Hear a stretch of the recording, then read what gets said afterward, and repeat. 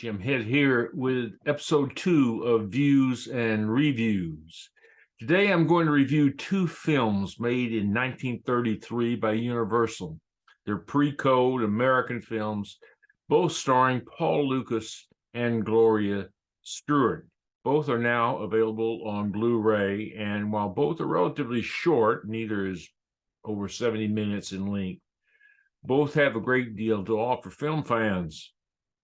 The first, The Kiss Before the Mirror, is 1933, released in April of that year. It's adapted from a play by Ladislas Fodor, who I've never heard of, and it's directed by James Whale. I'll get to James Whale a little bit later. The cast includes Nancy Carroll, Frank Morgan, Paul Lukas. The story itself takes place in Vienna. Attorney Paul Hale, played by Frank Morgan, is defending his friend Walter Bernstorff, played by Paul Lukas. Bernstorff has been charged with the murder of his wife, Lucy.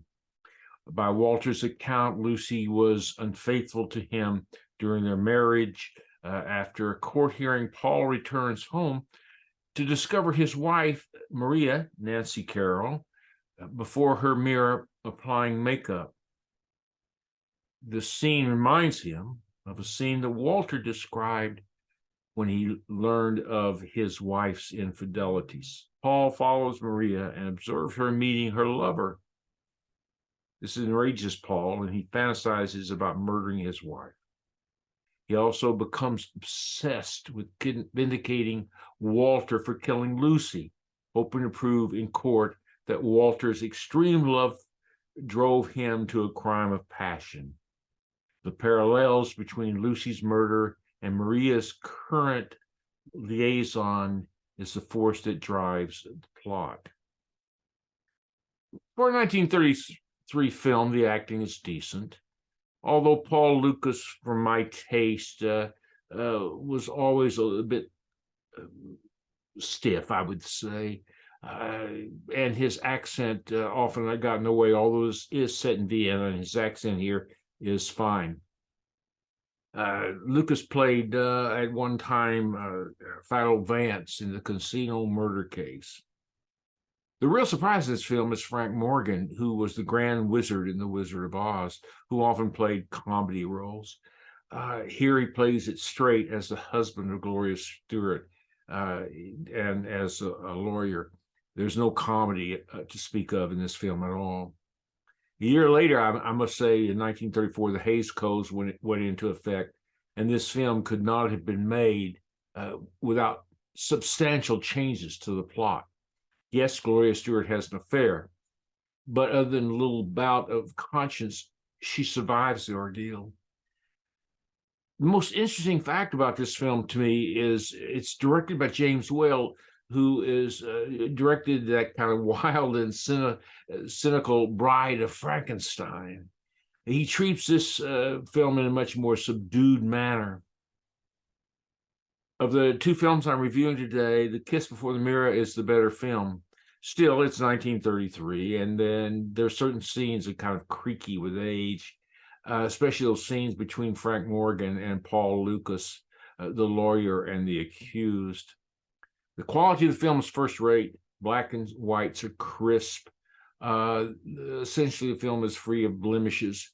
I doubt this film looked as good when it played in the theaters in 1933. Extras include trailers from other Universal films, as well as a commentary by film historian Alexander Heller Nichols. Overall, I give this film a 3 out of 5 star rating. It's certainly worth watching. Frank Morgan, I think, is especially good in this film. I do like Nancy Carroll as his wife. And although she's not in it very long, Gloria Stuart. Now, Gloria Stuart, you may remember as the elderly version of Kate Winslet in Titanic. So she was making that's quite late in her career, obviously. Also, I think the film, had it been 1 minute longer, would have been too long. It comes in as at a crisp 69 minutes. Uh, and I would think that certainly if you're a film fan and you are like pre-code films, especially, I think this is one to take a look at. My second film today is called The Secret of the Blue Room. This was an American pre-code mystery horror film made in 1933. It's directed by Kurt Newman and starred Lionel Atwill, Gloria Stuart, Paul Lukas, and Edward Arnold. The Secret Blue Room, the Universal film, was filmed over a 6-day period in June of 1933. It was Universal's least expensive film of that year. It was released theatrically in July. So with the Kiss Before the Mirror, this was released just later in the same year, just a few months later in the same year. Universal later remade the film as The Missing Guest in 1938 and Murder in the Blue Room in 1944. The plot takes liberally from the German film.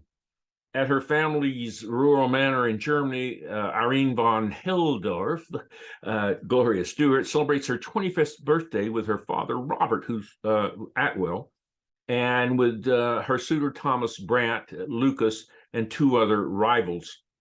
One of the rivals challenges Walter and Frank to each spend a night in a mysterious locked room in which several murders had occurred years before, each exactly occurring 1 hour after midnight.